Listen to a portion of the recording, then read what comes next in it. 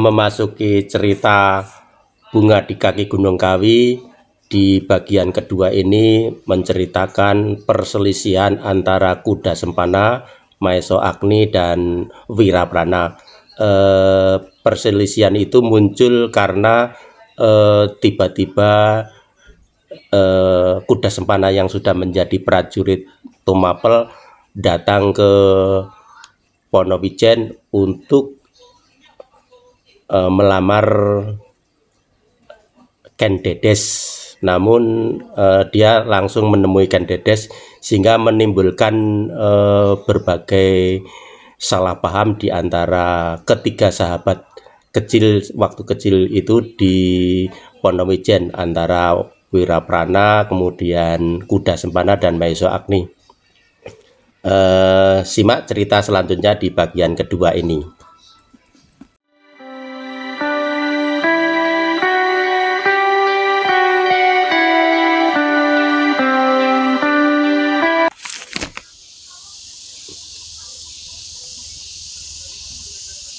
Ketika mereka Empu Purwo dan Maeso Agni memasuki halaman rumah mereka yang dikelilingi oleh pagar batu setinggi orang, mereka melihat api menyala di ujung dapur. Ken Dedes sudah bangun, berkata Empu Purwo perlahan. Maeso Agni tidak menjawab. Sejak semula ia sudah menyangka bahwa Ken Dedes dan para endanglah yang sedang merebus air sambil menunggu kedatangan mereka. Sekali mereka berjalan melingkari pertamanan di tengah-tengah halaman yang luas itu. Kemudian mereka berjalan di tanggul kolam yang berair bening. Di siang hari, kolam itu dipenuhi oleh itik, angsa, dan berarti berenang dengan riangnya. Kedatangan mereka disambut oleh Ken Dedes dengan penuh kemanjaan. Dengan bersungut-sungut terdengar ia bergumam, "Ayah terlalu lama pergi bersama Kakang Agni. Semalam aku tidak tidur." Ayah berkata bahwa selambat-lambatnya senja kemarin sampai di rumah, tetapi baru pagi ini ayah sampai. "Agni kerasan di Tumapel," jawab Empu Purwo. "Ah," desak Ken Dedes, "barangkali gadis-gadis Tumapel menahannya." Maeso Agni tersenyum kemalu-maluan. Ia tidak mau disangka demikian, namun ia tidak dapat mengatakan keadaan yang sebenarnya di padang kerautan. Karena itu ia menyaut, "Aku berburu kelinci di padang kerautan." Ken Dedes mengerutkan keningnya, katanya, "Ayah melewati padang rumput itu." Empu Purwo mengangguk. "Tidaklah ayah takut kepada hantu yang sering menghadang orang lalu di padang rumput itu?" desak Ken Dedes. Sekali lagi Empu Purwo menggeleng, katanya, "Tak ada hantu di sana. Yang ada adalah kelinci-kelinci dan anak-anak rusa." Ken Dedes tidak bertanya lagi, tetapi wajahnya nampak bersungguh-sungguh. Tiba-tiba Ken Dedes melangkah maju mendekati Maeso Agni. Ditatapnya sesuatu pada wajah anak muda itu. "Kenapa wajahmu, Kakang?" bertanya Ken Dedes. Kemudian sambil meraba pipi Maeso Agni. Baru pada saat itu Maeso Agni merasa wajahnya nyeri.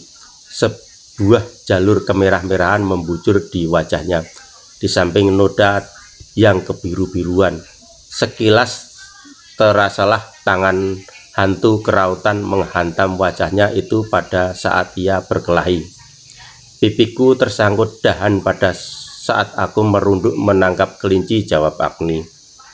Meskipun Ken Dedes tidak bertanya lagi, namun tampaklah kerut-kerut di keningnya sebagai pertanyaan hatinya. Kemudian tanpa disengajanya Ken Dedes mencibirkan bibirnya. Sesaat kemudian mereka telah duduk menghadapi minuman hangat. Air daun sereh dengan gula aren telah menyegarkan tubuh mereka. "Kau terlalu lelah, Agni," berkata Empu Purwo. Beristirahatlah." Sebenarnya lah bahwa Agni terlalu lelah. Perkelahiannya dengan Ken Arok telah memeras hampir seluruh tenaganya. Karena itu ia pun segera beristirahat pula. Karena kelelahan itulah maka ia pun segera jatuh tertidur. Betapapun lelahnya, namun Agni tidak dapat tidur terlalu lama. Sudah menjadi kebiasaan anak muda itu bangun pagi-pagi sebelum matahari melampaui punggung bukit-bukit di sebelah timur. Tetapi kali ini Maeso Agni terlambat juga. Ketika ia membuka mata, dilihatnya cahaya matahari telah memanasi dinding-dinding ruang tidurnya. Karena itu segera ia bangkit dan segera pula dengan tergesa-gesa pergi ke belakang membersihkan diri. Ketika ia melangkah kembali masuk ke ruang dalam, Maeso Agni terkejut mendengar sapa perlahan-lahan. "Kau kerinan, Agni?" Agni menoleh. Dilihatnya di sudut balai-balai besar yang terbentang di ruangan itu, Wiraprana duduk bersila. Senyumnya yang segar membayang di antara kedua bibirnya. Agni pun tersenyum pula. Jawabnya, "Aku terlalu lelah." "Kau baru pulang semalam?" bertanya Prana. "Bukan semalam," jawab Agni, "pagi ini." "Lama benar kau pergi," sahut Prana. "Sepekan," jawab Agni. "Selesaikan dirimu, kita pergi ke sawah kalau kau tidak terlalu lelah," ajak Wiraprana. Agni tidak menjawab. Segera ia membenahi diri. Sesaat kemudian mereka berdua telah turun ke halaman. Beberapa kali mata Agni mengitari seluruh ruangan dan halaman rumahnya untuk mencari Ken Dedes. Namun gadis itu tak ditemuinya. Ketika di halaman ia berpapasan dengan seorang cantrik, maka ia bertanya, "Kemana Ken Dedes?" "Ke sungai, Ngger," jawab cantrik itu.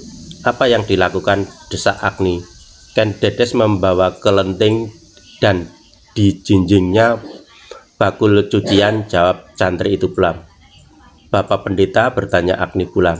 "Disanggar sejak beliau datang bersama Angger," jawab cantrik itu. Agni tidak bertanya lagi, dan keduanya berjalan pula keluar halaman. Tiba-tiba langkah mereka terhenti ketika mereka melihat debu yang berhamburan dilemparkan oleh kaki-kaki kuda yang berlari tidak terlalu kencang. Kuda itu berjalan searah dengan Agni dan Wiraprana. Agni melihat kuda yang besar dan tegar itu dengan kagumnya.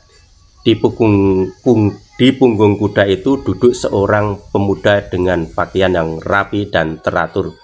Kain lurik merah bergaris-garis coklat, celana hitam mengkilat, dan timang bermata berlian. Di punggungnya terselip sebuah pusaka keris berwarna emas. Melihat anak muda yang duduk di atas punggung kuda itu, wajah Agni menjadi terang. Ia tertawa sambil melambaikan tangannya dan dari sela-sela tertawanya terdengar ia menyapa, "Kuda Sempana." Wiraprana berdiri saja di tempatnya. Ia melihat Agni dengan bibir yang ditarik ke sisi. Bisiknya, "Kau akan kecewa, Agni." Meskipun Agni mendengar bisik sahabatnya, namun ia tidak segera menangkap maksudnya. Ia masih tegak di tepi jalan menanti anak muda yang berkuda dengan gagahnya itu. Mula-mula Maeso menyangka bahwa kuda Sempana tidak melihatnya. Karena itu sekali lagi menyapa, "Hei kuda Sempana." Anak muda yang bernama kuda Sempana itu memperlambat kudanya. Dilemparkannya pandangannya ke arah Maeso Agni. Namun hanya sebentar, ia mengangguk tanpa kesan. Kemudian ia melanjutkan perjalanan. Maeso Agni mengerutkan keningnya. Kuda Sempana baru beberapa tahun meninggalkan kampung halaman. Apakah anak itu telah melupakannya? Untuk meyakinkan dirinya, Maeso Agni masih tetap berdiri menanti kuda Sempana. Tetapi ia menjadi kecewa ketika tiba-tiba kuda yang dinaikinya membelok masuk ke halaman, justru halaman rumah gurunya. Bukankah itu kuda Sempana? Tanya sesadarnya. Agni bertanya. Ya, jawab Wiraprana. Kawan kita bermain dulu, Agni menegaskan. Ya, jawab Prana. Bukankah anak itu baru beberapa tahun meninggalkan kita? Agni meneruskan. Ya, sahut Prana pula. Aneh, berkata Agni, seperti orang yang menyesal. Sudah aku katakan, jawab Prana. Kau akan kecewa. 2 hari yang lampau aku menyesal pula seperti kau sekarang. Anak itu sekarang menjadi pelayan dalam dari aku Tunggul Ametung. Ia menjadi kaya dan tak mengenal kita lagi. Barangkali ia tergesa-gesa. Agni mencoba untuk memuaskan hatinya sendiri. Aku telah mengalami 2 hari yang lampau. Ia memandangku seperti orang asing, sahut Prana. Tetapi Maeso Agni masih belum yakin. Tak masuk di akalnya bahwa hanya karena menjadi pelayan dalam aku Tumapel, seseorang dapat melupakan kawan-kawan bermain sejak masa kanak-kanaknya. Wiraprana melihat keraguan-raguan itu, maka katanya sambil tersenyum. Agni, agaknya kau tidak yakin akan kata-kataku. Cobalah kau ketemui anak itu. Marilah, ajak Ani. Wiraprana menggeleng. Jawabnya, aku segan. Tak ada gunanya, aku akan mendahului. Aku tunggu kau di atas tanggul.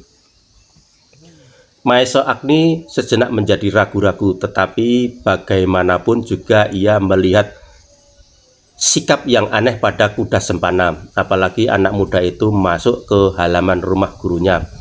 Karena itu akhirnya ia berkata, baiklah Prana, tunggulah aku di atas tanggul, aku segera menyusul. Ketika ia memasuki halaman, dilihatnya kuda Sempana masih berada di atas punggung kudanya. Dengan sikap seorang bangsawan, ia sedang bercakap-cakap dengan seorang cantrik. Sudah lama ia pergi, terdengar kuda Sempana itu bertanya. Sudah Angger, jawab cantrik itu. Sendiri, bertanya kuda Sempana. Dengan beberapa endang, Angger, jawab cantrik itu. Kuda Sempana mengangguk-anggukkan kepalanya, kemudian ditebarkan pandangannya ke seluruh sudut halaman. Dan ketika dilihatnya Maeso Agni, kuda Sempana mengerutkan keningnya. Maeso Agni tersenyum dengan ramahnya. Dengan akrabnya ia berkata, Sempana, alangkah gagahnya kau sekarang. Anak muda itu memandang Maeso Agni dengan tajam, kemudian katanya, ya. Jawab itu terlalu pendek bagi 2 orang kawan yang telah lama tidak bertemu. Meskipun demikian, Agni masih menyapanya lagi. Apakah keperluanmu? Adakah aku dapat membantumu? Kuda Sempana menggeleng. Aku tergesa-gesa. Perasaan kecewa mulai menjalari dada Maeso Agni. Percayalah, ia sekarang kepada Wiraprana bahwa hal yang diragukan itu benar-benar dapat terjadi. Namun sekali lagi Agni bertanya, adakah sesuatu pesan untuk Bapak Pendeta? Sempana menggeleng. Tidak, katanya. Aku tidak mempunyai sesuatu keperluan dengan Empu Purwo. Aku datang untuk putrinya. Terasa sesuatu berdesir di dalam dada Agni, tetapi ia mencoba menguasai perasaannya. Dan taulah ia sekarang siapakah yang ditanyakan oleh Sempana kepada cantrik itu. Maeso Agni terkejut ketika kemudian terdengar kuda Sempana berkata, aku tidak mempunyai banyak waktu. Anak muda yang gagah itu tidak menunggu jawaban siapapun. Segera ia menarik kekang kudanya dan kuda yang tegar itu pun berputar. Sesaat kemudian kuda itu telah menghambur meninggalkan halaman yang luas dan sejuk itu. Ketika kuda Sempana telah hilang di balik pagar, bertanyalah cantrik itu kepada Maeso Agni, bukankah anak muda itu Angger kuda Sempana? Ya, jawab Agni sambil mengangguk-anggukkan kepalanya. Tetapi cantrik itu meneruskan, bukankah anak muda itu kawan Angger Agni bermain-main seperti Angger Wiraprana. Agni mengangguk. Ditatapnya sisa-sisa debu yang dilemparkan oleh kaki-kaki kuda yang mengagumkan itu. Jawabnya, begitulah. Santri itu tidak bertanya lagi ketika dilihatnya sorot mata Agni yang aneh.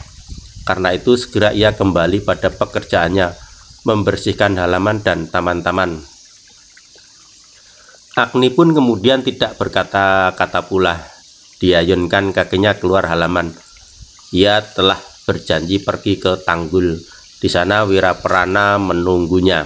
Ia masih melihat kuda Sempana melarikan kudanya lewat jalan yang akan dilaluinya, namun ia sama sekali sudah tidak menaruh perhatian kepada anak muda yang sombong itu. Karena itu segera angan-angannya kembali kepada sahabatnya Wiraprana. Tanggul yang dimaksudkan Wiraprana adalah tanggul, sebuah bendungan dari sebuah sungai kecil yang membujur agak jauh dari desanya. Dari sungai itulah sawah-sawahnya mendapat aliran air.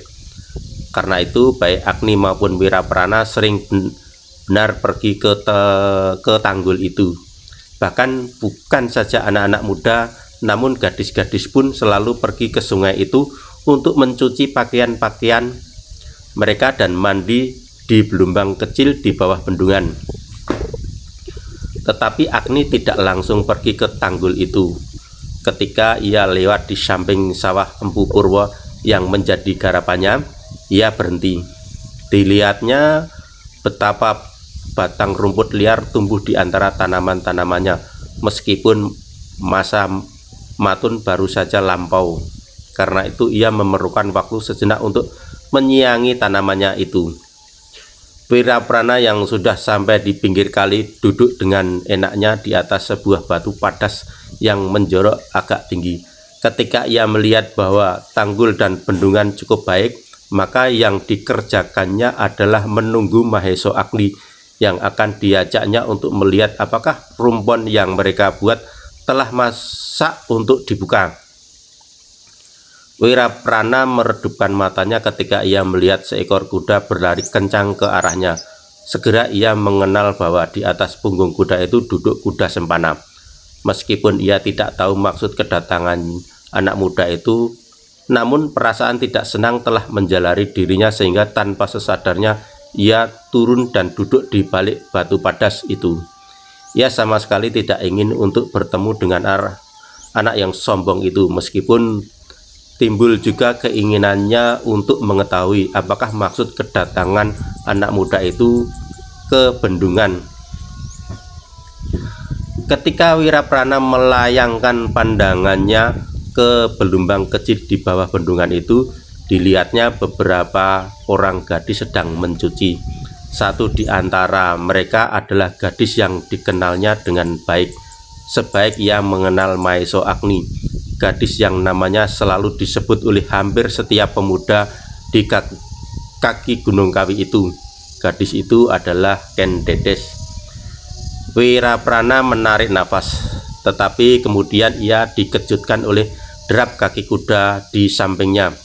Sekali lagi ia berkisar ke balik batu itu.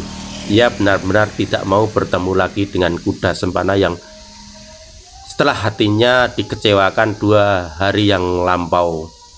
Tetapi didesak oleh perasaan, maka dengan hati-hati ia mengintip apakah keperluan anak muda yang sombong itu. Ia menahan nafas ketika ia melihat Sempana berjalan hanya beberapa langkah di mukanya, kemudian membelok ke kanan menuruni tebing sungai. Beberapa orang gadis yang melihat kedatangan anak muda itu menjadi heran. Mereka telah biasa melihat Wiraprana, Maheso Agni dan anak-anak muda dari desa mereka berada di atas tanggul bendungan itu. Namun anak muda dengan pakaian yang sedemikian lengkapnya adalah jarang mereka lihat. Tetapi ketika anak muda itu menjadi semakin dekat, tiba-tiba terdengarlah hampir bersamaan dari mulut gadis-gadis itu sebuah sapaan yang riang, "Kuda Sempana!" Tetapi sapa itu sama sekali tak berbekas di wajah kuda Sempana yang seakan-akan telah membeku. Meskipun kemudian gadis-gadis itu menjadi riuh, namun Sempana sama sekali tak terpengaruh olehnya, sehingga akhirnya gadis-gadis itu pun menjadi heran dan berhenti dengan sendirinya. Tetapi di antara mereka tampaklah Ken Dedes menjadi pucat. Tiba-tiba terasa tubuhnya gemetar seperti kedinginan. Ia melihat kedatangan kuda Sempana seperti melihat hantu. Bagaimanapun ia mencoba menguasai dirinya, namun tampak juga tubuhnya bergetar. Untunglah tak seorang pun dari kawan-kawannya memperhatikannya. Kuda Sempana kemudian berdiri tegak di tepi belembang kecil itu.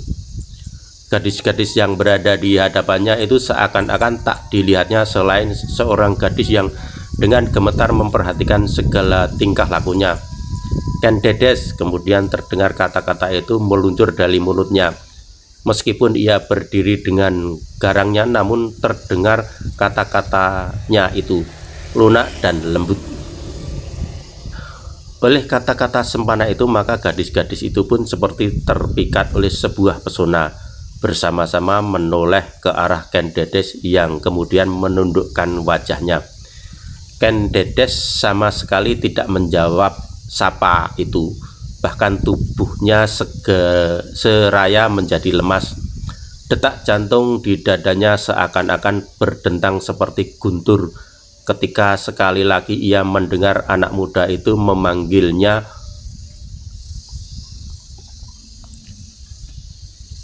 Maka ditundukkannya wajahnya semakin dalam. Ken Dedes, berkata Sempana kemudian, "Aku tidak banyak mempunyai waktu. Tinggalkan cucianmu sebentar, ada sesuatu yang akan aku katakan kepadamu." Gadis-gadis yang lain pun saling berpandangan. Mereka memuji ketampanan kuda Sempana, namun mereka berteka-teki pula. Mengapa kuda Sempana menemui seorang gadis di pemandian? Sudah tidak adakah waktu yang lain? "Aku telah datang ke rumahmu, Ken Dedes," kuda Sempana meneruskan. "Tetapi kau tidak ada, karena itu aku terpaksa menyusulmu." "Kakang Sempana," akhirnya Ken Dedes terpaksa menjawabnya, "tunggulah aku di rumah, aku akan dapat membicarakannya dengan ayah dan Kakang Agni." "Marilah kita pulang bersama-sama," ajak Sempana. "Aku belum mandi," bentak Ken Dedes, "dan cucianku belum selesai. Bukankah hari masih terlampau pagi?" "Besok aku harus kembali ke Tumapel," sahut kuda Sempana. "Siang nanti aku akan berkemas, seandainya kau bersedia." Sempana tak meneruskan kata-katanya ketika ia mendengar beberapa orang gadis menahan senyumnya. Ditatapnya wajah gadis-gadis itu dengan tajamnya, sehingga gadis-gadis itu pun menjadi ketakutan dan menjatuhkan pandangan mereka ke atas pasir. Ken Dedes menjadi semakin gemetar. Ia tidak tahu apa yang akan dilakukan, tetapi pasti bahwa ia tak dapat memenuhi permintaan kuda Sempana. Karena Ken Dedes tidak segera menjawab, Sempana mendesaknya, "Ken Dedes, berpakaianlah." Nafas Ken Dedes menjadi sesak, apalagi ketika didengarnya kuda Sempana meneruskan, "Bukankah tidak baik apabila aku menyatakan maksudku di sini?" Sekali lagi terdengar suara-suara tertawa yang tertahan, dan sekali lagi mata Sempana yang tajam beredar ke setiap wajah gadis-gadis di belumbang itu, dan sekali lagi gadis-gadis itu melemparkan pandangan jauh-jauh. Mulut Ken Dedes telah benar-benar seperti membeku, karena itu tak sepatah kata pun dapat diutarakan meskipun hatinya meronta-ronta.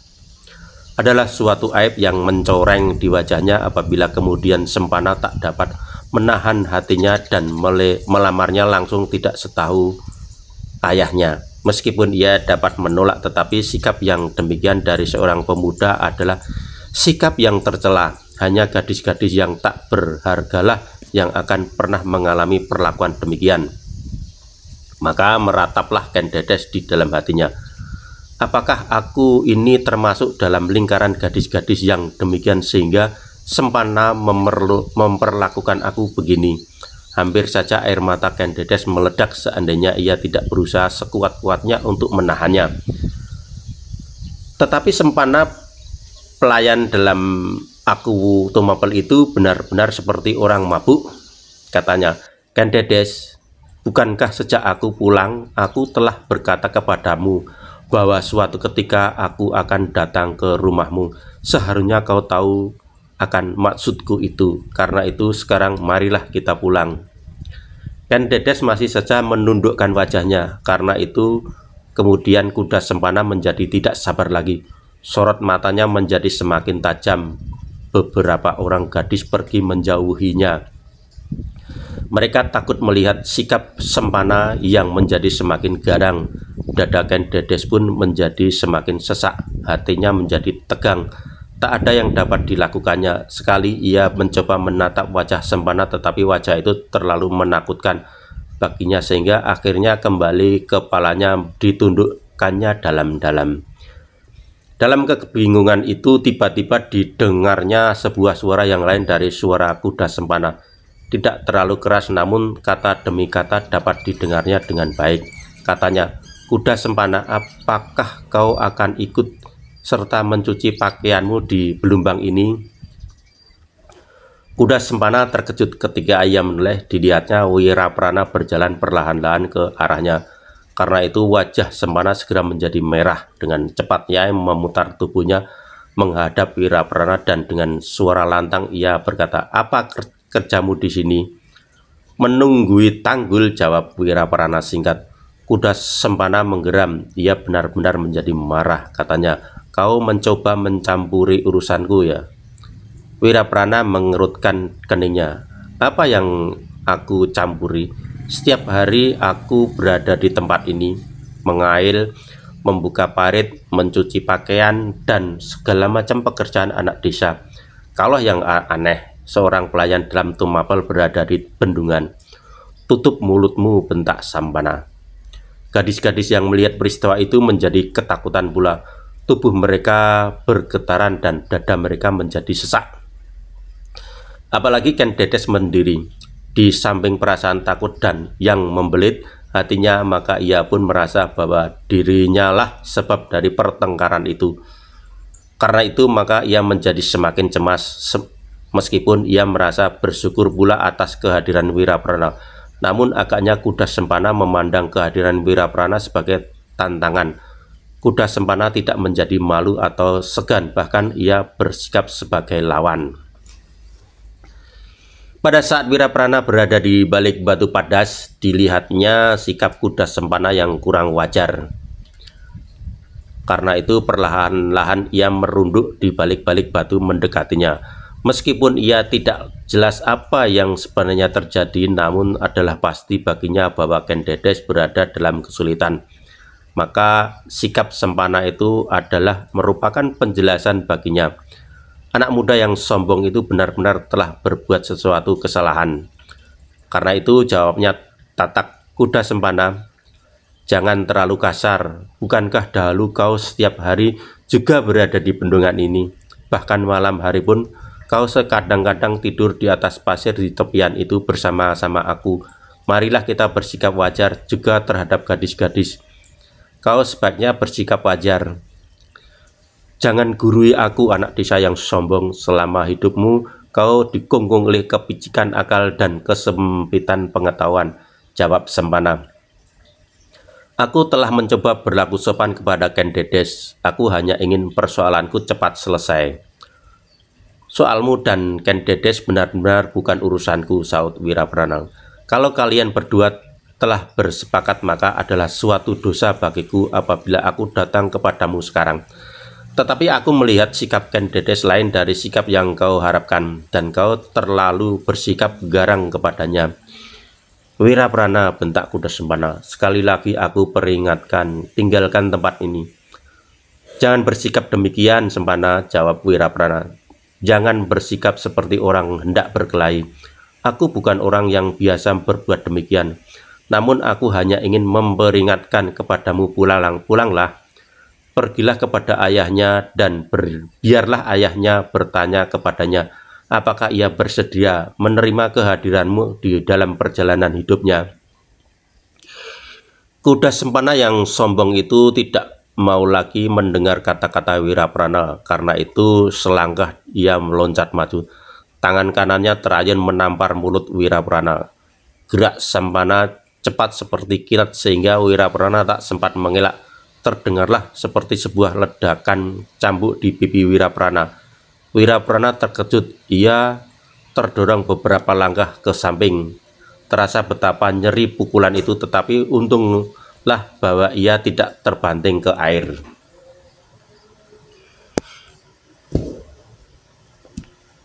"Sempana," katanya sambil berdesis menahan sakit, "jangan terlalu kasar."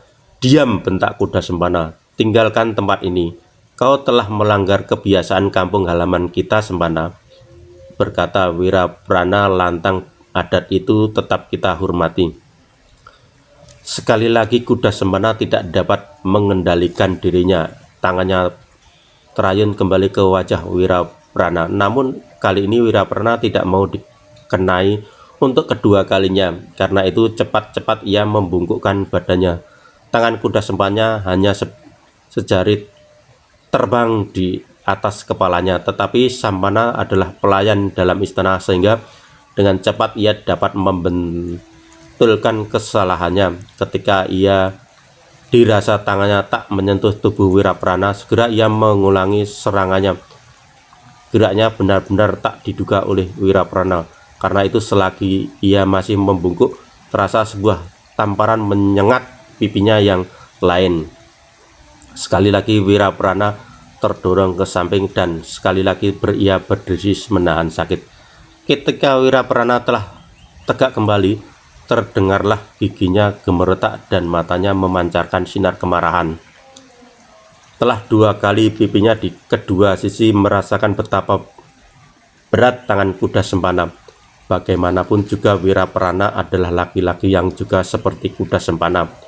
Karena itu katanya lantang, "Kuda Sempana, jangan membusungkan dada hanya karena kau telah mendapat kedudukan baik di samping aku, Tunggul Ametung. Persoalanmu adalah persoalan adat kampung halaman.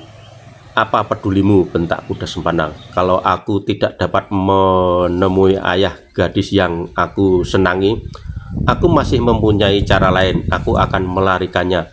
Kelak aku akan kembali dengan seorang cucu yang manis bagi Empu Purwa, dan ia harus menerima kedatangan kami." Wajah Wiraprana menjadi merah padam. Katanya kepada Kendedes, "Adakah kau telah bersepakat untuk kawin lari?" "Tidak, tidak," teriak Kendedes serta-merta. Geram Wiraprana kepada kuda Sempana. "Kalau kau telah bersepakat, aku tak dapat menghalangimu. Tapi kalau tidak, dan kau akan memaksakan cara itu, aku akan mencegahmu." Kuda Sempana tertawa dengan sombongnya. Katanya, "Bagus, seseorang dibenarkan untuk melakukan pencegahan. Tetapi tata cara itu pun menuntut pengorbanan bagi gadis yang didambakan. Nyawaku menjadi taruhan." Wiraprana mengangkat alisnya. Ia ngeri mendengar kata-kata kuda Sempana. Mengorbankan nyawa berarti kematian, dan ia ngeri memikirkan kematian, tetapi ia harus mencegahnya. Karena itu katanya, "Aku tidak menghendaki bencana apapun, baik bagimu maupun bagiku, tetapi aku hanya akan mencegahmu." Kuda Sempana tidak sabar lagi. Dengan berteriak nyaring, ia meloncat menyerang Wiraprana, tetapi kali ini Wiraprana telah bersiaga. Karena itu ia pun berhasil mengelakkan serangan kuda Sempana. Tetapi kuda Sempana tidak puas dengan serangannya yang gagal. Segera ia pun memperbaiki kedudukannya dan dengan garangnya ia mengulangi serangannya. Segera terjadilah perkelahian di antara keduanya. Wiraprana bertubuh tinggi tegap itu cukup mempunyai kekuatan, namun kuda Sempana yang tidak sebesar Wiraprana mempunyai kelincahan yang mengagumkan. Serangannya benar-benar datang seperti sikatan yang menari-nari di padang rumput yang hijau. Gadis-gadis yang melihat perkelahian itu menjadi semakin ketakutan. Mereka berlari bercerai-berai sambil memekik-mekik. Namun ada di antara mereka yang sedemikian takutnya sehingga mereka terduduk lemas seakan-akan tulang belulangnya dicopoti. Kendedes sendiri seperti orang yang kehilangan kesadarannya. duduk di atas pasir di tepi belumbang. Beberapa kali ia mencoba menutup wajahnya dengan kedua belah tangannya, tetapi kadang-kadang ia terpaksa mengintip perkelahian itu dari celah-celah jarinya. Ia takut melihat perkelahian itu, namun ia terpaksa untuk melihatnya. Perkelahian yang demikian benar-benar jarang terjadi di Panawijan yang tenteram. Hampir tak pernah terdengar perselisihan di antara anak-anak muda. Namun tiba-tiba mereka harus melihat sebuah perkelahian yang mengerikan. Kuda Sempana benar-benar memiliki kelincahan dan ketangkasan. Sebagai seorang abdi yang dipercaya, Sempana mempunyai bekal yang cukup, karena itu ia pun memiliki ilmu tata berkelahi yang baik. Sedangkan Wiraprana, meskipun dari ayahnya Buyut Panawijan telah pernah dipelajarinya ilmu itu, namun anak muda itu sama sekali tidak menekuninya. Ketenteraman hidup dan kedamaian hati penduduk Panawijan tidak pernah menuntunnya ke dalam persoalan yang dapat memaksa untuk menekuni ilmu semacam itu. Karena itu, sesaat kemudian terasa bahwa Wiraprana yang tinggi tegap itu tak akan dapat mengimbangi kelincahan dan ketangkasan lawannya. Berkali-kali ia terdorong surut dan berkali-kali ia terhuyung karena pukulan-pukulan lawannya. Untunglah bahwa pekerjaan berat yang selalu dilakukan dalam dapat menolongnya. Tubuhnya menjadi kuat dan untuk beberapa lama ia dapat menahan sakit yang menjalar hampir di setiap bagian tubuhnya. Pukulan yang bertubi-tubi telah mematangkan kulit wajahnya. Merah biru dan dari bibirnya mengalir darah yang merah segar. Tetapi betapa kuat tubuh Wiraprana akhirnya terasa juga semakin lama semakin lemah. Nyeri dan pedih menyengat-nyengat tak henti-hentinya, dan setiap kali pula tangan kuda Sempana masih saja mengenainya. Namun Wiraprana tak mau melepaskan lawannya. Kalau ia melepaskan Sempana dan melarikan diri, kuda Sempana pasti akan melaksanakan maksudnya. Telah terucapkan dari bibirnya bahwa ia akan dapat menempuh cara yang keji terhadap gadis idamannya. Karena itu tidak mustahil bahwa ia pada saat itu pula akan memaksa Ken Dedes mengikutinya ke Tumapel.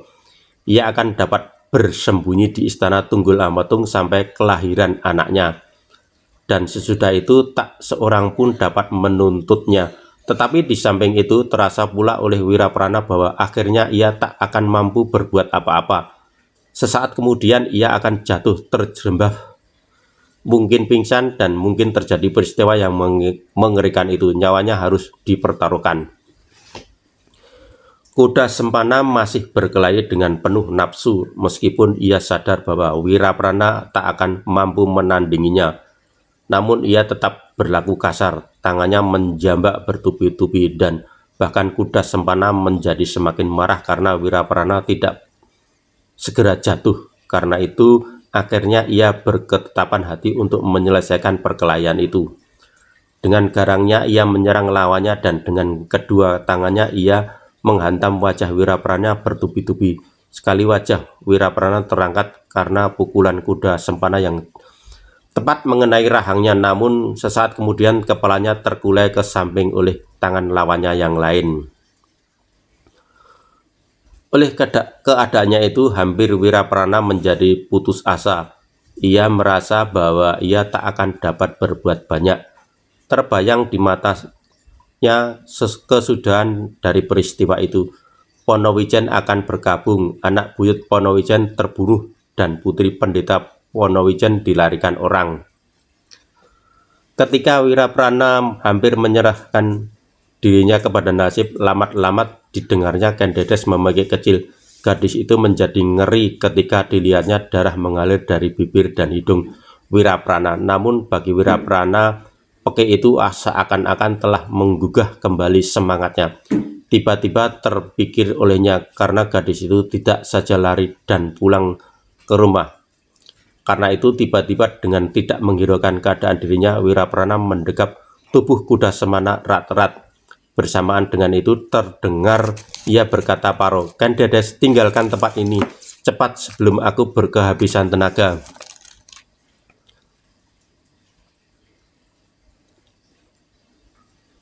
Sementara itu, kuda Sempana menjadi marah bukan kepalang ketika Wiraprana mendekap tubuhnya.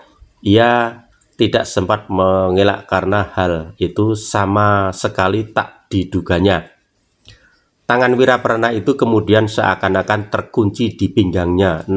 Meskipun dengan sekuat tenaga ia menghantam tengkuk, punggung, dan kepala Wiraprana, namun tangan itu seperti tangan yang telah melekat dengan jaringan kulitnya sendiri, sehingga karena marah, jengkel, bercampur baur, ia pun berteriak, "Wiraprana, jangan gila, kau tidak berkelahi seperti laki-laki, lepaskan dan marilah kita berhadapan secara jantan." Tetapi Wiraprana tak mendengar kata-kata itu. Telinganya seolah-olah telah tuli dan mulutnya membisu. Tangannya yang melingkar itu menjadi kaku seperti tangan golek kayu. Kuda Sempana menghempas-hempaskan tubuhnya, menendang, memukul, dan segala macam. Apalagi ketika dilihatnya Ken Dedes telah berlari memanjat tebing. Tetapi tiba-tiba langkah Ken Dedes terhenti. Hampir saja ia melanggar sesosok tubuh yang tiba-tiba saja muncul dengan tergesa-gesa.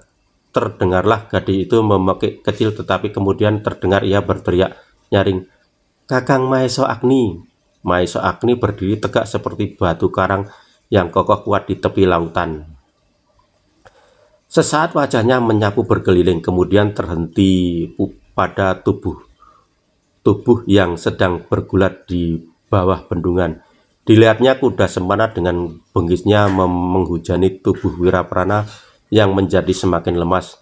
Dan bahkan akhirnya dilihatnya pelukan Wiraprana terlepas dan anak muda itu jatuh tergulai di atas pasir tepian. Ketika tangan Wiraprana terlepas dari tubuhnya, segera kuda Sempana meloncat berlari. Ia tidak mau melepaskan Ken Dedes lagi. Telah bulat hatinya untuk melarikan saja gadis itu. Kalau ia sempat menangkap dan membawanya ke atas kudanya, ia tak perlu pulang. Berita tentang dirinya akan memberitahukan kepada keluarganya bahwa ia telah kembali ke Tumapel. Ia yakin pula bahwa tak seorang pun berani mengganggu keluarganya itu, sebab ia akan dapat menakut-nakuti mereka dengan kedudukannya sekarang. Tetapi tiba-tiba langkahnya terhenti ketika dilihatnya Ken Dedes berdiri rapat di belakang seorang anak muda yang tegak seperti patung raksasa. Kakinya renggang seakan-akan berakar jauh terhujam ke dalam tanah, serta wajahnya yang tengadah membayangkan betapa teguh hatinya. Sebelum ia sempat berkata sepatah kata pun, terdengar batu karang itu seperti menggeram. "Kuda Sempana, apakah yang telah kau lakukan?" Mata kuda Sempana seakan-akan menyala karena kemarahannya. Maesha Agni itu pun akan mencoba menghalang-halanginya. Maka katanya, "Agni, jangan bersikap seperti seorang perwira tamtama. Lihatlah Wiraprana, ia telah mencoba melawan kehendakku." Maesha Agni menarik napas dalam-dalam. Kuda Sempana itu dahulu adalah kawan bermain pula seperti Wiraprana. Tetapi tiba-tiba ia menjadi muak melihat wajah yang sombong itu. Maka katanya, "Kuda Sempana, jangan kau mencoba memperkecil arti kami. Anak-anak Ponowijen, kau juga anak dari tanah ini. Kau mampu menjabat pekerjaanmu sekarang. Demikian juga anak-anak yang lain. Kau telah menghina kampung halamanmu sendiri." "Diam," bentak kuda Sempana. "Kalau kau ingin mengalami nasib seperti Wiraprana, bilanglah."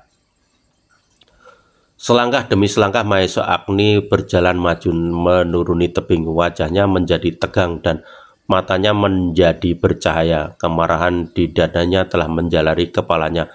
Ditatapnya wajah kuda Sempana seperti menatap wajah hantu. Ya, baru semalam Maesha Agni berkelahi melawan hantu padang kerautan, dan hantu itu tidak dapat mengalahkannya, meskipun ia pun tak akan dapat memenangkan perkelahian itu. Tetapi yang berdiri di hadapannya sekarang bukan hantu kerautan yang menakutkan seperti orang. Yang ada di hadapannya tidak lain dari kuda sempana. Tetapi Maesha Agni tak pernah merendahkan orang lain, karena itu tak pernah ia kehilangan kewaspadaan. Demikianlah pada saat itu ia berhadapan dengan kuda sempana. Dia matinya setiap lekuk kulit anak yang sombong itu. Pakaian yang mewah namun sudah kusut dan kotor karena perkelahian melawan Wiraprana. Kuda sempana yang telah mendapat tempaan keprajuritan beberapa tahun di Istana Tumapel itu pun tidak sabar lagi. Dengan garangnya ia berlari menyongsong Maesha Agni. Tak ada sepatah kata pun lagi yang meluncur dari mulutnya. Yang dilakukannya adalah langsung menyerang lawannya. Maesha Agni telah bersiaga sepenuhnya. Karena itu dengan cepat ia mengelakkan diri. Sekali ia melingkar dengan sapuan yang cepat. Ia berhasil menyentuh lambung lawannya dengan tumitnya. Sentuhan itu tidak terlalu keras dan kuda sempana pun tidak merasakan sesuatu karena sentuhan itu. Sentuhan itu. Namun sentuhan itu telah benar-benar mengejutkannya. Ia sama sekali tidak menduga bahwa Maesha Agni mampu bergerak sedemikian cepatnya.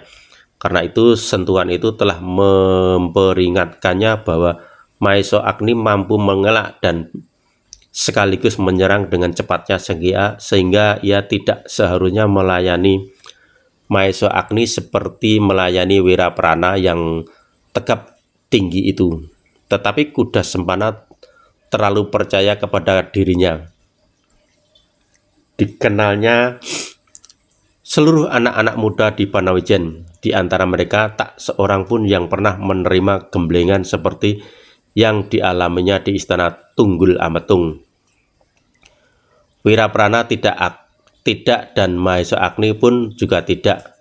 Karena itu kembali ia membusungkan dadanya. Dengan penuh keyakinan kepada diri sendiri, kuda sempana meloncat dan menyerang kembali dengan garangnya. Namun Maesha Agni menyambut serangan itu dengan tangkas. Disadarinya bahwa lawannya kali ini telah memiliki bekal yang cukup bagi kesombongannya.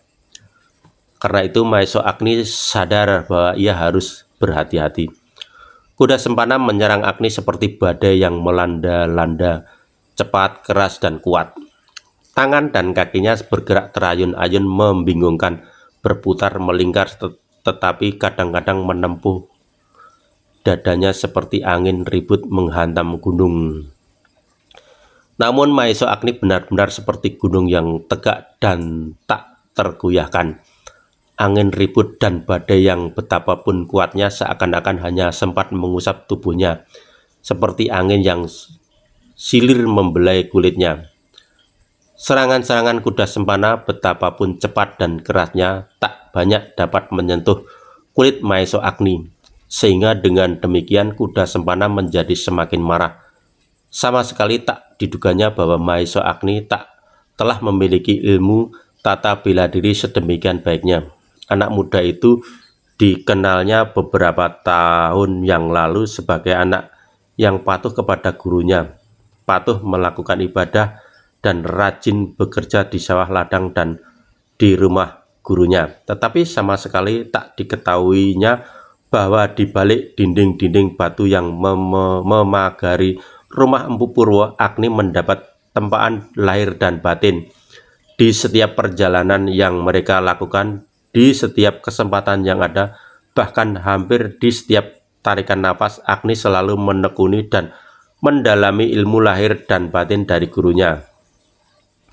Ilmu yang akan dapat menjadi penguat tubuh dan nyawanya. Tubuhnya yang harus melawan setiap tantangan lahiriah dan nyawanya yang harus dipersiapkan untuk menghadapi Yang Maha Agung.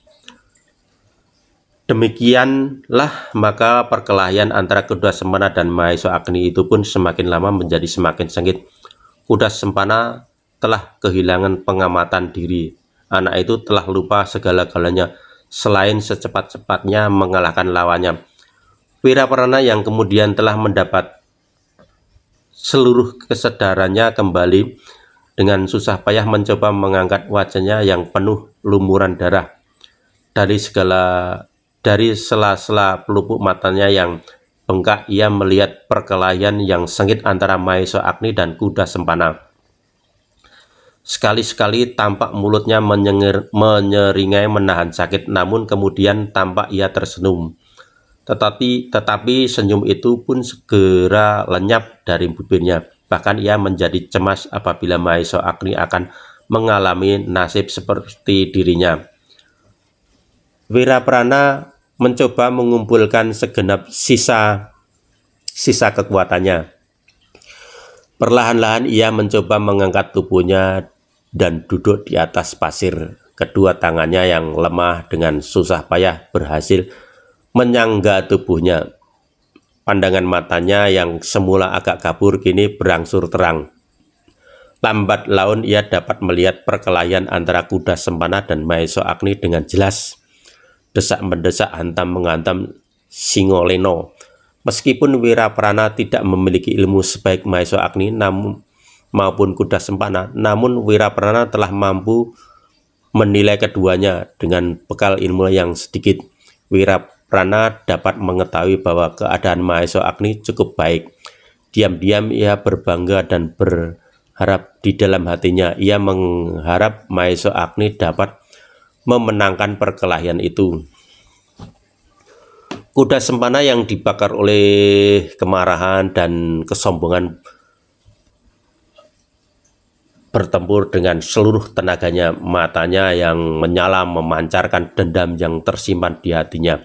Sekali-sekali ia melontarkan pandangannya kepada Ken Dedes. Ia masih melihat gadis itu berdiri kaku di tanggul bendungan. Kuda sempana mengharap gadis itu untuk tetap tinggal di sana. Sehabis pekerjaannya ini, ia akan menangkap gadis itu dan membawanya lari.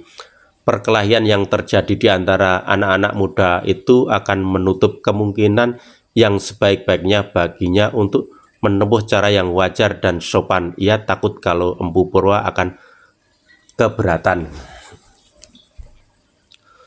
Tetapi Maesha Agni tidak segera dapat dikalahkan. Bahkan anak itu semakin lama seakan-akan menjadi semakin kuat dan cekatan. Memang ketika tubuh Agni telah dibasahi oleh peluhnya, maka tenaganya menjadi seakan-akan bertambah. Akhirnya kuda sempana benar-benar menjadi mata gelap. Ia sudah tidak dapat membuat pertimbangan-pertimbangan lagi dengan otaknya. Hanya ada satu pilihan yang ada padanya, membawa Ken Dedes bersamanya ke Tumapel saat itu juga. Karena itu siapa yang menghalang-halangi harus disingkirkan dengan cara kasar atau halus. Wiraprana telah dilumpuhkan dan kini Maesha Agni melintang di hadapannya. Tiba-tiba terdengar kuda sempana berteriak nyaring, "Rawi-rawi rantas, malang-malang putung." Bersamaan dengan itu terdengar pula Ken Dedes berteriak nyaring dibarengi geram Wiraprana Paro. Katanya, "Agni, hati-hatilah." Maesha Agni meloncat surut, ditatapnya kuda sempana dengan tajamnya. Kemudian terdengar ia berdesis, "Adakah itu pilihanmu, kuda sempana yang perkasa? Wanita adalah sama berharganya dengan pusaka," saut sempana. "Taruhannya adalah nyawa, kau atau aku yang binasa." Maesha Agni menggeram. Terdengar gemeretak giginya. Ia oleh kemarahannya yang meluap-luap. Ternyata kuda sempana tega pada pati uripnya untuk mendapatkan gadis idamannya.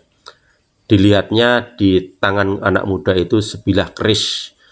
Kini Maesha Agni tak dapat berbuat lain kecuali berkelahi mati-matian. Ia sama sekali tak bersenjata, namun ia pun tak dapat disilaukan hatinya oleh kuda sempana yang kini bersenjata. Perlahan-lahan Maesha Agni menggosokkan kedua telapak tangannya, tetapi tiba-tiba menggeleng lemah. Dia matinya kedua telapak tangannya itu. Terdengar ia bergumam perlahan sekali sehingga hanya dapat didengarnya sendiri. "Tidak, belum waktunya aku mempergunakan pusaka pula. Aku akan mencoba menyelesaikan perkelahian ini dengan wajar." Namun yang terdengar adalah suara kuda sempana. "Agni, aku masih memberimu sekedar waktu. Tinggalkan tempat ini." Maesha Agni menggeleng lemah. Jawabnya, "Harus ada seseorang yang mencegah perbuatan gilamu itu." Kuda sempana tidak menunggu mulut Agni mengatup. Seperti Tatit, ia menyambar dada lawannya dengan ujung kerisnya. Untunglah bahwa Agni tetap bersiaga sehingga ia berhasil menyelamatkan dirinya. Dengan tangkas ia menghindari ujung maut yang menghampirinya. Berbaring dengan kemarahannya yang merayap ke ubun-ubunnya, kuda Sempana telah benar-benar bertempur antara hidup dan mati.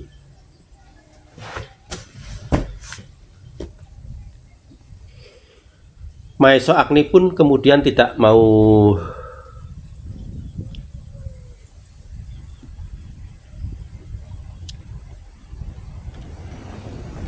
diombang-ambingkan oleh ketidaktentuan dari ujung dan pangkal perkelahian itu.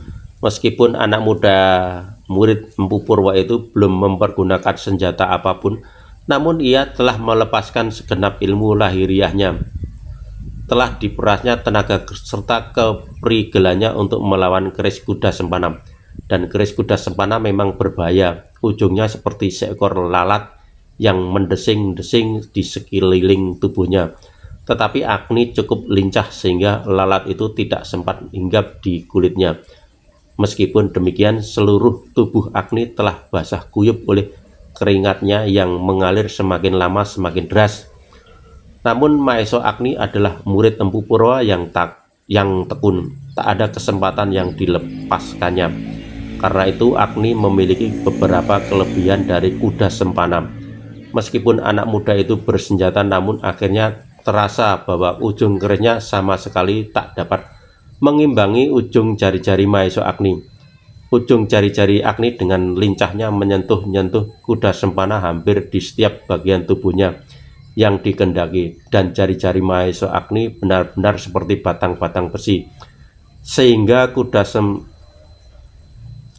kedua tangan Agni itu mirip benar seperti dua batang tombak yang masing-masing bermata 5. Tetapi keris kuda Sempana pun keris yang ampuh pula. Namun meskipun keris itu bisa setajam bisa ular bandotan, serta meskipun Maesha Agni tak berani terkena akibat meskipun sentuhan seujung rambut sekalipun dengan keris itu, tetapi lambat laun namun pasti Maesha Agni tampak selalu menguasai lawannya. Ken Dedes yang tidak dapat menilai perkelahian itu mengikutinya dengan gemetar. Perasaan takut dan ngeri menjalari dadanya. Tetapi setiap kali ia menutup matanya, setiap kali ia mengintipnya dari sela-sela jarinya, bahkan kemudian seperti terpukau, ia memandang pergulatan itu dengan hati yang tegang dan kehilangan kesadaran. Dada Wiraprana pun tak kalah tegangnya, masih terasa betapa berat tangan kuda Sempana, dan di tangan itu kini menggenggam keris. Namun ia percaya bahwa Maesha Agni ternyata memiliki ketangkasan jauh melampaui ketangkasannya. Aku tidak mengira desihnya lemah. Aku tidak pernah melihat anak itu membentuk dirinya menjadi seekor burung Raja Wali yang perkasa. Maesha Agni kini benar-benar bertempur seperti seekor Raja Wali yang garang. Sekali-sekali ia menyambar dengan tangkasnya, dan sekali-sekali ia mematuk dengan cepatnya. Jari-jari Maesha Agni benar-benar tidak kalah berbahayanya dari keris kuda Sempana. Mula-mula Sempana tidak mau melihat kenyataan itu. Matanya benar-benar dibutakan oleh kesombongannya. Namun lambat laun hatinya digetarkan oleh kenyataan Maesha Agni melawannya dengan gigih. Karena itu hatinya menjadi semakin gelap dan anak muda itu bertempur membabi buta. Akhirnya Maesha Agni menjadi tidak sabar lagi. Perkelahian itu sudah berlangsung terlalu lama. Matahari yang merambat dari kaki langit kini telah hampir mencapai puncak ketinggian.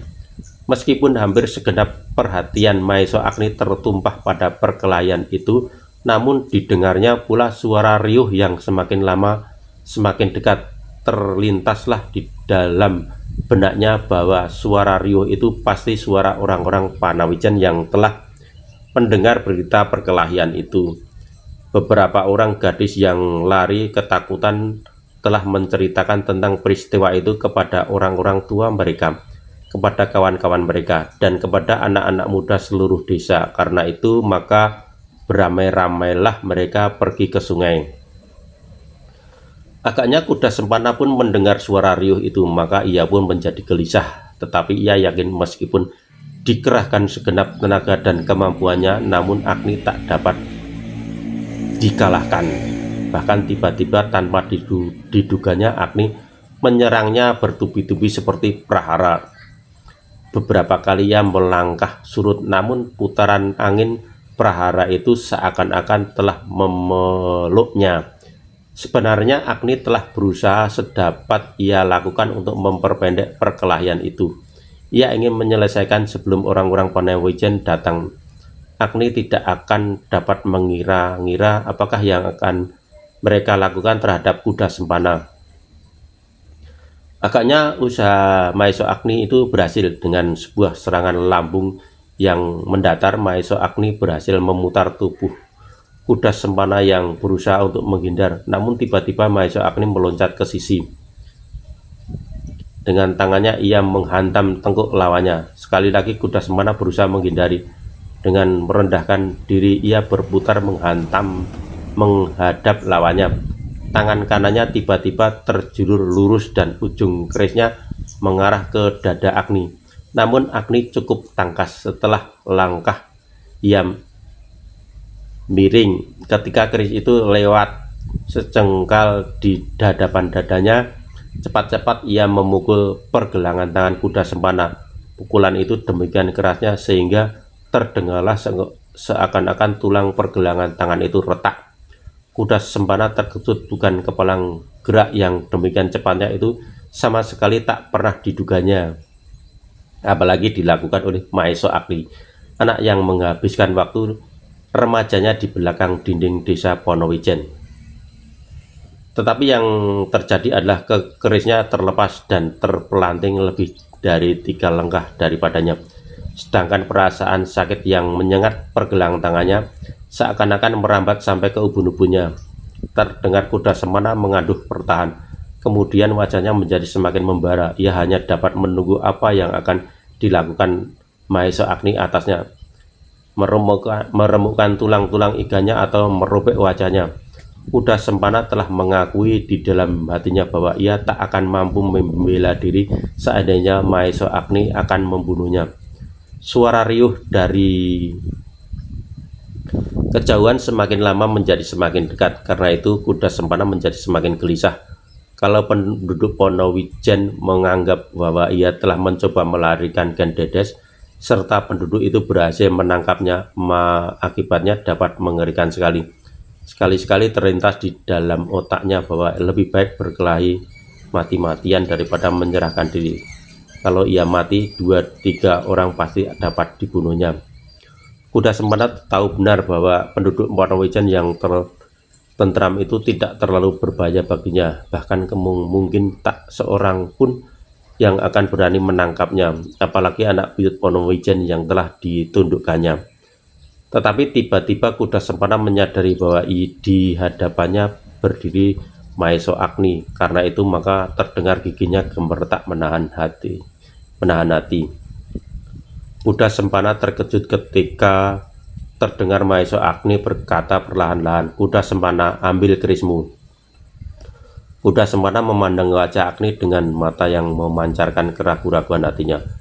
Benarkah Agni berkata demikian atau telinganya telah rusak karena pukulan-pukulan Agni yang keras? Tapi sekali lagi ia mendengar Sempana berkata, "Ambillah kerismu." Kuda Sempana masih ragu, kakinya masih tetap tak beranjak dari tempatnya, sehingga Maeso Agni mengulangnya sekali lagi, "Ambillah kerismu." Seperti mimpi, kuda Sempana berjalan beberapa langkah, kemudian memungut pusaka, tetapi ia tidak tahu apa yang harus dilakukan kemudian. Maeso Agni kemudian menjadi bingung apa yang sebaiknya dilakukan. Kuda Sempana adalah pelayan dalam Aku Tumapel. Kalau terjadi sesuatu atasnya di desa kelahirannya, apakah Tunggul Ametung akan berdiam diri? Selagi Maeso Agni menimbang-nimbang, suara riuh itu pun telah dekat benar di belakangnya. Ketika ia menoleh di atas tanggul, muncullah beberapa orang laki-laki yang langsung berlari menghambur menuruni tebing sungai. Kuda Sempana melihat mereka itu pula dengan gerak naluriah ia bersiap. Meskipun perasaan sakit pada tubuhnya semakin terasa seakan-akan menggigit tulang, namun ia masih berdiri dengan kokohnya. Yang mula-mula mencapai tepian, tepat perkelahian antara anak muda itu terjadi adalah seorang yang bertubuh tinggi kekar, berdada bidang. Ia adalah Buyut Ponowijen.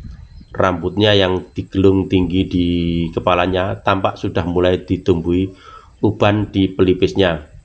Dengan penuh wibawa ia memandang berkeliling. Kepada Maeso Agni yang masih tegak seperti tonggak, kuda Sempana yang berdiri dengan kaki terenggang dan berwajah tegang. Kemudian anaknya Wiraprana. Anak muda itu dengan susah payah mencoba berdiri. Ketika ia ditatapnya wajah ayahnya, tiba-tiba ia tersenyum.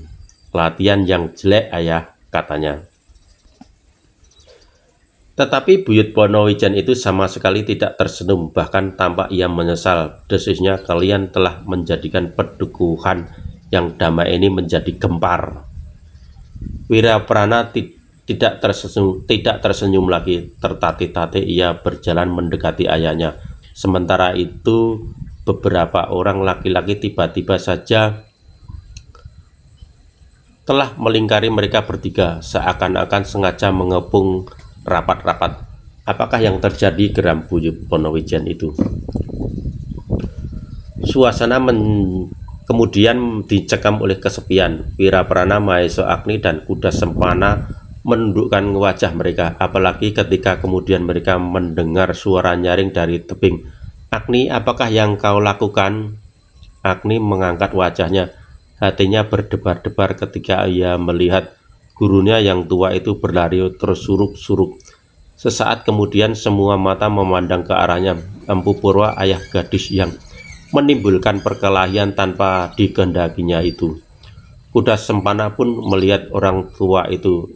Timbullah beribu-ribu pertanyaan di dalam dadanya. Orang tua itu sama sekali tidak tampak sebagai seorang sakti, selain seorang yang tekun beribadah. Apakah Agni mempunyai guru yang lain dalam pengolahan badan wadaknya? Tetapi adalah suatu kenyataan bahwa anak muda itu telah mengalahkannya. "Agni," berkata Empu Purwa terengah-engah setelah ia sampai ke tempat orang-orang Ponowijen itu berkerumun. "Adakah kau telah membuat onar?" Maeso Agni tak berani memandang wajah gurunya. Ingin ia mengatakan apa yang sudah terjadi sebenarnya, tetapi mulutnya seperti terkunci. Ia takut kalau dengan demikian ia akan menyinggung Ken Dedes dan menjadi semakin malu karenanya.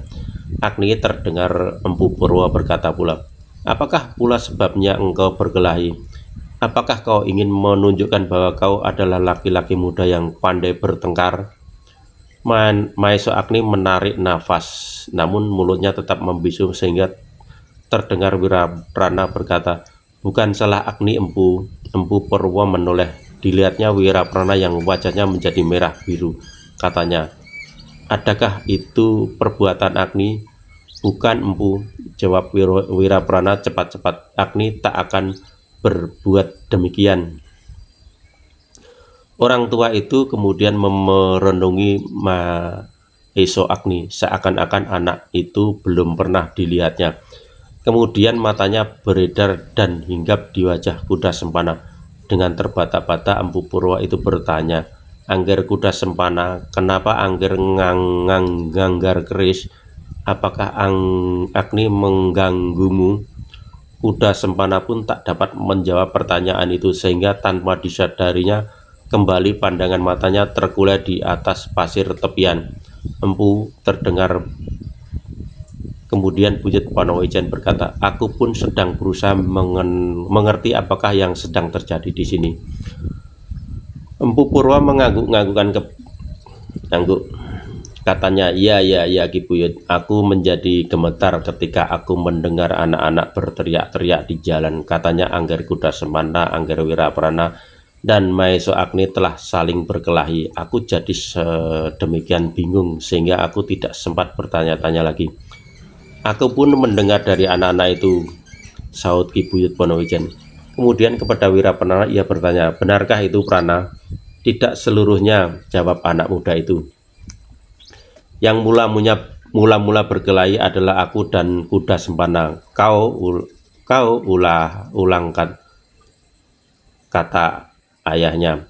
Ya, jawab Wiraprana. Tidakkah anak-anak itu berkata demikian? Aku tak sempat mendengarnya, sahut ayahnya. Dan akhirnya dari perkelahian itu Wiraprana meneruskan, aku kalah. Tidakkah ayah lihat mukaku yang bengap?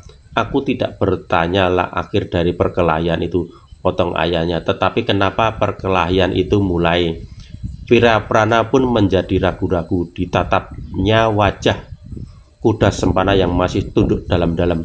Kemudian ketika ia melayangkan pandangnya ke atas tanggul, dilihatnya beberapa kepala gadis-gadis tampak berderet-deret mengintip, dan tiba-tiba dilihatnya Ken Dedes masih berdiri menggigil di tepian sungai. Orang-orang yang berdiri memagari itu pun menjadi gelisah.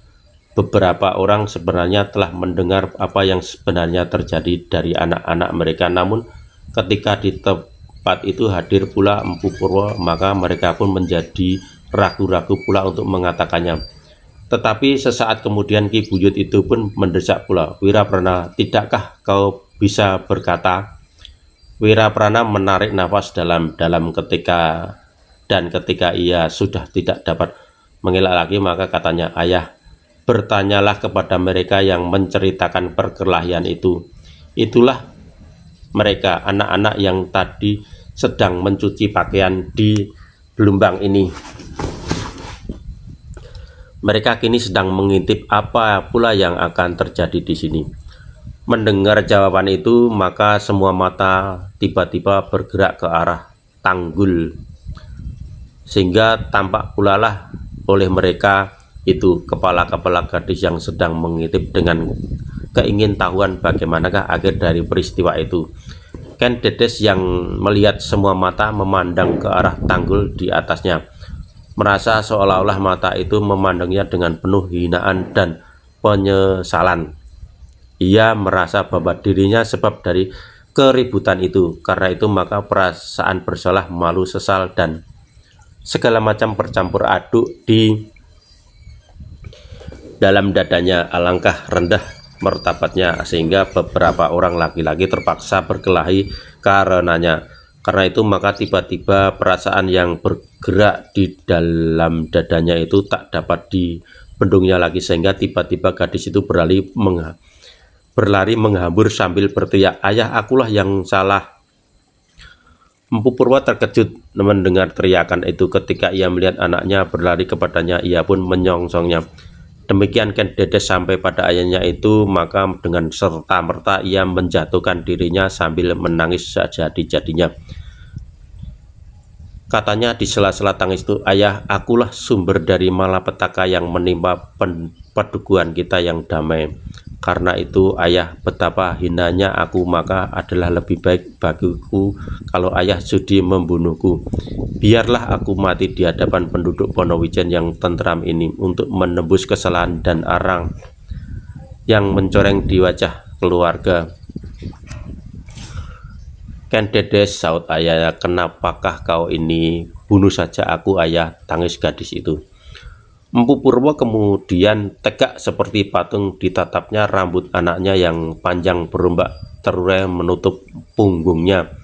Bangunlah anakku, bisiknya, katakan apa yang sebenarnya terjadi, aku adalah ayahmu. Tidak, teriak Ken Dedes, bunuh aku, ayah. Ki Buyut Ponowijen pun kemudian mendekatinya pula. Dengan lembut ia berkata, Ken Dedes, jangan menyalahkan diri sendiri, berkatalah apa yang terjadi. Mula-mula gadis itu tidak juga mau berkata, tetapi lambat laun setelah beberapa orang membujuknya, Ken Dedes pun mengangkat wajahnya memandang ayahnya dengan sayu. Katanya, apakah ada gunanya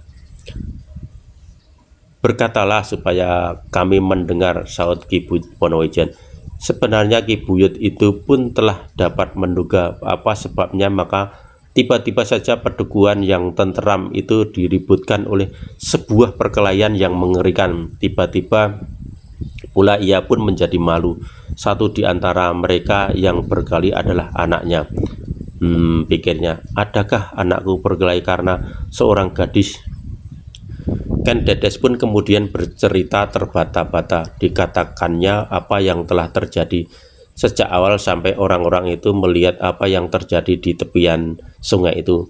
Kuda Sempana pun mendengar kisah itu pula. Setiap kata yang diucapkan oleh gadis itu serasa sebuah pukulan yang menampar dadanya.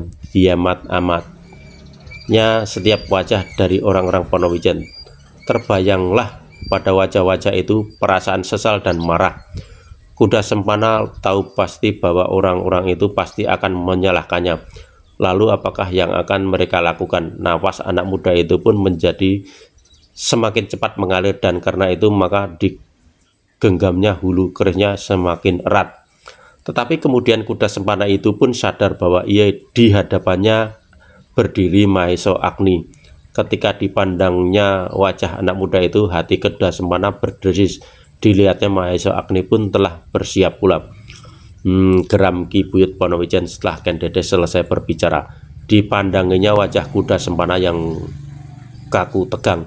Kemudian terdengar Buyut Ponowijen itu berkata, "Angger Kuda Sempana, benarkah cerita Putri Empu Purwa itu?"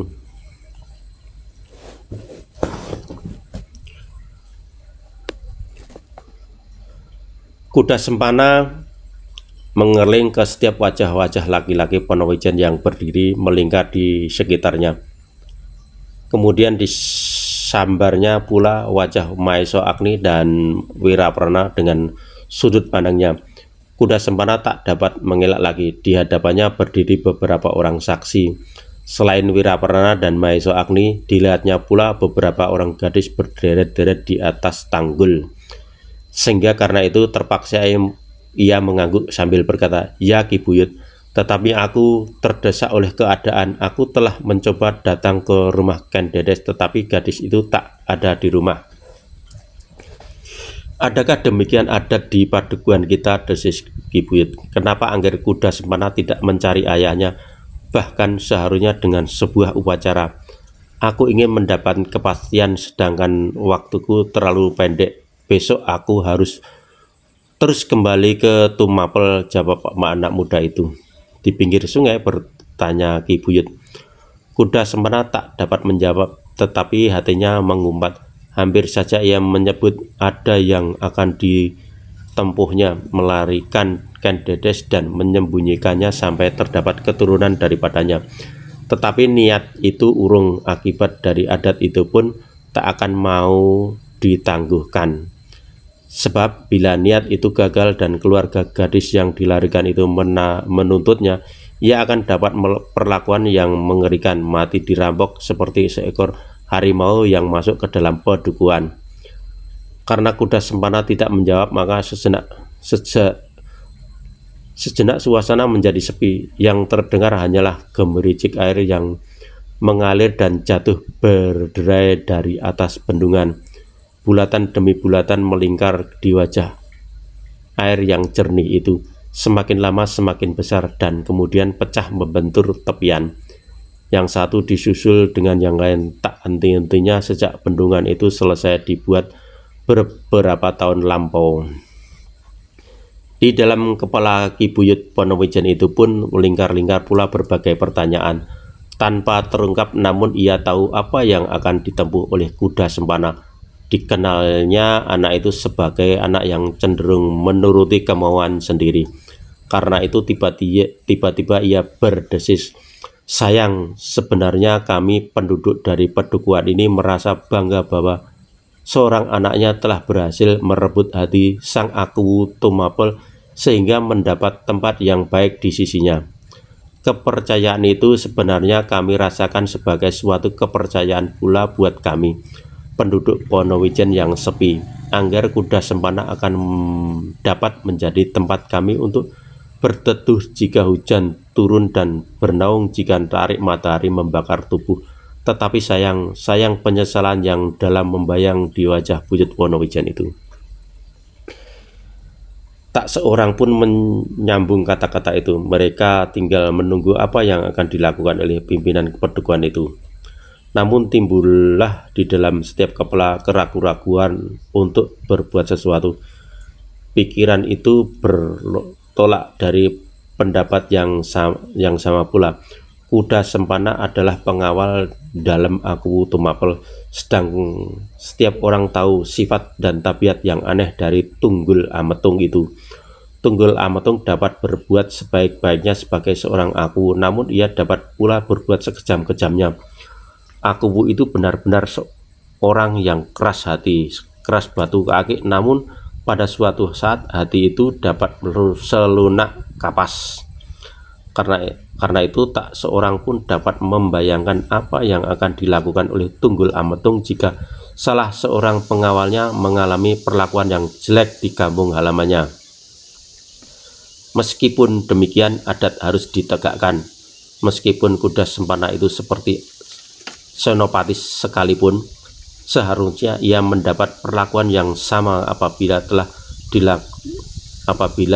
telah dilakukan sesuatu kesalahan. Dan semuanya itu tergantung kepada Empu Purwo, ayah dari gadis yang akan dilarikan itu. Maka akhirnya semua mata pun terkejut kepadanya. Semua mata pun tertuju kepadanya. Apakah yang akan dikatakan oleh orang tua itu? Apabila orang tua itu menganggap bahwa kuda Sempana telah melarikan anak gadisnya dan maksud itu dapat dicegah, maka ia dapat menuntut hukuman atas anak muda itu. Kuda Sempana pun sadar akan hal itu, namun telah bulat tekad di dalam hatinya bahwa wanita pusaka dan nyawanya tak berbeda nilainya. Karena itu maka ia pun tetap bersiap untuk menghadapi segala kemungkinan, menghadapi Mahesa Agni sekalipun, meskipun akan berakibat maut baginya. Empu Purwo menyadari keadaannya. Ditatapnya setiap wajah dari tetangga-tetangganya itu. Dilihatnya keraguan-raguan dan kecemasan di wajah-wajah itu. Sekali dipandangnya wajah anaknya pula, pucat dan gemetar. Hatinya masih saja dicengkam oleh perasaan malu dan hina. Ketika kemudian Empu Purwo memandang wajah Mahesa Agni, dilihatnya wajah itu merah membara. Dengan tajam anak muda itu tak melepaskan pandangannya ke atas kuda Sempana. Angger kuda Sempana. Kemudian terdengar seorang tua itu berkata, "Adakah Angger tadi benar-benar bermaksud melarikan Ken Dedes?" Kuda Sempana menggigit bibirnya ketika terpandang olehnya wajah Wirapurana yang bengap merah biru. Dilihatnya anak muda yang tinggi besar itu tersenyum sambil mengangguk kecil. "Persetan," umpatnya di dalam hati, namun mulutnya terpaksa menyahut, "Ya Empu." Empu Purwo menarik nafas dalam dan hampir setiap mulut kemudian mengucap berbagai kata-kata yang tidak jelas. Ketika untuk sesaat kemudian Empu Purwo terdiam, maka keadaan menjadi tegang. Orang-orang Wonowijen itu melihat wajah Empu Purwo seakan-akan tanggul yang sudah penuh dengan air. Apabila tanggul itu bobol, maka akan datanglah banjir, dan orang-orang yang berdiri tegak memagari itu pun harus ikut serta. Dan kuda Sempana adalah biduk yang akan digulung oleh kedahsyatan banjir itu. Tiba-tiba ketegangan itu dipecahkan oleh pertanyaan Empu Purwo kepada kuda Sempana. "Angger, adakah Angger menyesal?" Pertanyaan itu benar-benar tak terduga, baik oleh kuda Sempana sendiri maupun oleh orang-orang Wonowijen. Karena itu kuda Sempana tidak segera menjawab. Ditatapnya wajah Empu Purwo dengan ragu sehingga Empu Purwo yang tua itu mengulangi pertanyaannya. "Angger, adakah Angger menyesal atas perbuatan itu?" Pertanyaan itu jelas kata demi kata. Setiap orang tahu maksud pertanyaan itu. Karena itu setiap orang menarik nafasnya. Seakan-akan mereka melihat air yang memenuhi tanggul itu menjadi surut. Namun kuda Sempana masih belum menjawab. Di dalam dadanya timbullah suatu pergolakan yang riuh sudah pasti sama sekali tak dikehendakinya apabila orang-orang sekampungnya akan beramai-ramai mengeroyok seperti seekor harimau yang tersesat masuk ke kampung. Tetapi untuk menarik diri terasa bahwa harga dirinya tersentuh. Ketika dilihatnya Maesha Agni tegak seperti karang, sekali lagi ia mengumpat di dalam hatinya, kalau saja anak gila itu tidak ada di sini, maka orang-orang Ponowijen, laki-laki, perempuan, tua, muda akan dihadapinya. Tetapi kini Agni yang garang itu masih berdiri tegak di hadapannya. Maka sesaat kuda Sempana pun membuat perhitungan-perhitungan. Ia tidak takut mati, namun ia masih ingin menunda kematian itu. Meskipun demikian, anak muda yang gagah itu pun tidak segera menjawab, sehingga kemudian kembali terdengar suara pendeta tua itu. Angger, aku tahu betapa berat untuk mengucapkan kata-kata yang tak pernah terucapkan, apalagi oleh seorang satria seperti Angger Kuda Sempana. Karena itu maka baiklah aku pakai cara seorang tua. Kalau Angger Kuda Sempana menyesal, sarungkanlah keris Angger.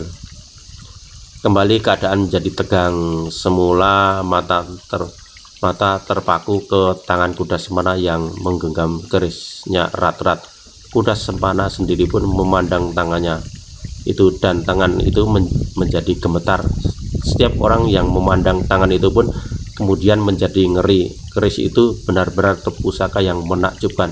Kalau Kuda Sempana tak mau menyarungkan keris itu, maka keris itu pun segera akan menari-nari. Setiap orang akan dapat mengalami nasib yang jelek karenanya. Ketika tangan Kuda Sempana itu bergerak perlahan-lahan, maka orang-orang yang terdekat pun bergeser. Namun semua orang menarik nafas lega ketika mereka melihat ujung keris itu gemetar itu manjing ke dalam warangkonya. Syukurlah, berkata Empu Purwo. Kemudian sambil mengangguk-angguk kecil, ternyata Angger berjiwa besar. Kemudian pendeta tua itu pun berkata kepada Yud Ponowijen, Ki Buyut, marilah persoalan ini kita hadapi dengan jiwa besar pula. Marilah semuanya ini kita lupakan. Ki Buyut Ponowijen mengangguk-angguk pula. Di dalam hatinya pun tersimpan perasaan semacam itu, meskipun di sudut hati itu yang paling dalam melengking dan pula pertanyaan, adakah Kuda Sempana itu akan dibiarkan membawa kesalahannya tanpa hukuman apapun? Namun terdengar pula jawaban dari sudut yang lain, ayah, gadis itu tak menuntutnya, dan bukankah anak muda itu pengawal dalam istana Tumapel? Ki Buyut Ponowijen memandangi Kuda Sempana yang gagah itu, pakaian kelengkapannya yang indah meskipun kotor dan kusut, sabuk pertimang emas dengan mata berlian. Akhirnya Buyut Ponowijen itu pun berkata, Angger Kuda Sempana, Angger telah berbuat kesalahan, tetapi untunglah segala sesuatu masih belum terlanjur. Aku tak dapat menyalahkan Wiraprana dan Angger Maesha Agni. Bukan karena Wiraprana itu anakku. Berterima kasihlah Angger Sempana kepada anak-anak muda yang mencegah Angger sebelum Angger sempat menyentuh gadis yang akan Angger larikan, sehingga kebebasan Angger dari setiap hukuman tidak terasa sebagai pelanggaran yang mutlak atas adat kampung kita. Namun janganlah hal ini menjadi contoh kalau Empu Purwo menghendaki hukuman itu mempunyai alasan yang cukup untuk dijatuhkan.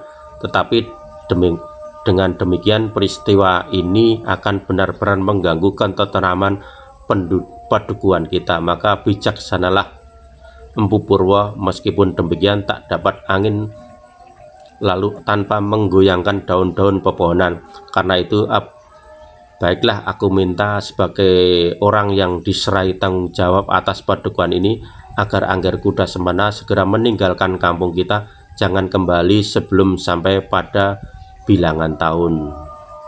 Kuda Sempana yang gagah itu mengerutkan keningnya. Ia memandang hampir semua orang yang berdiri di sekelilingnya. Hukuman yang jauh lebih ringan dari yang diduganya itu tidak juga menyenangkan hatinya. Terasa bahwa sejak saat itu ia akan dipisahkan dari tanah kelahirannya sedikitnya untuk setahun. Persetan tanah kelahiran yang beku ini, pikirnya. Di Tumapel aku mempunyai lingkungan yang jauh lebih baik dari orang-orang bodoh dan keras kepala ini. Apakah artinya bagiku bendungan, belumbang, rumpon, sawah, parit, dan segala macam yang pasti akan menjemukan. Di Tumapel aku dapat bermain-main dengan kuda, tombak, dan kemewahan. Tetapi kuda sempana memandangkan Dedes yang masih duduk di pasir tepian. Terasa hatinya berdesir, dan tiba-tiba menyalalah dendam yang membakar hati atas kampung halamannya, atas orang-orang yang melingkungi hidupnya semasa kanak-kanaknya, dan dendam itu harus dilutumpahkan. Kalau ia tak dapat memetik bunga dari lereng Gunung Kawi itu, maka biarlah bunga itu akan digugurkan saja sendiri tangkainya. Sama sekali ia tidak rela melihat orang lain, apalagi pemuda-pemuda desa seperti Agni atau Wiraparana kelak akan memetiknya. Sekali lagi kuda sempana memandangi setiap wajah itu dengan muaknya. Kemudian dengan tergesa-gesa ia meloncat pergi meninggalkan mereka dengan dendam yang membara di dadanya. Berpuluh-puluh pasang mata mengikuti langkah pemuda yang gagah itu. Sesaat kemudian kuda sempana telah meloncat ke atas punggung kudanya yang sedang asik makan rerumputan segar. Namun ketika terasa sentuhan pada lambungnya, segera kuda yang tegar itu mengadah dan meloncatlah ia dengan lajunya meninggalkan tepian sungai itu.